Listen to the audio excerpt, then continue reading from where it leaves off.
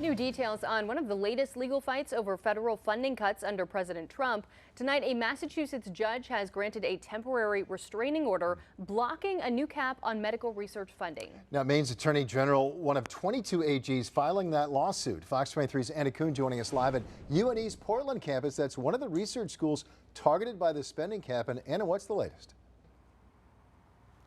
Hey, Greg, Marissa. Well, the NIH announced the spending cap on Friday, limiting federal funding for overhead costs for medical researchers to 15%. That's money for things like electric bills or building maintenance. And that was supposed to be in effect today and would have impacted places like here at UNE. But it's now on pause here in Maine, thanks to legal action from the state's attorney general. That's a big cut. The NIH says the average research institute gets 28% of its overhead costs funded by the federal government. Capping that spending at 15% would save $4 billion a year. The agency says federal funding should focus on research, not administrative costs. Writing in a memo, quote, NIH is obligated to carefully steward grant awards to ensure taxpayer dollars are used in ways that benefit the American people and improve their quality of life. But researchers say you can't have one without the other.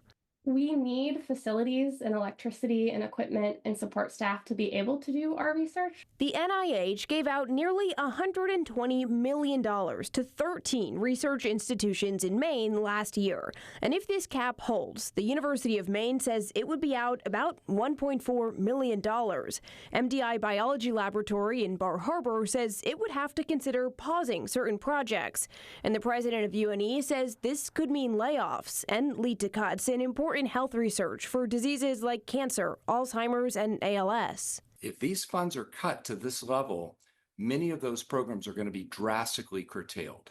There's just no way around it. A federal judge in Massachusetts has already put a temporary stop to the funding cap here in Maine, just 6 hours after that lawsuit was filed. But until there's a clear, permanent decision, there's lingering fear over potential impacts. We would be remiss if we didn't make contingency plans. The temporary pause is only in effect for Maine and the 21 other states that signed on to that lawsuit.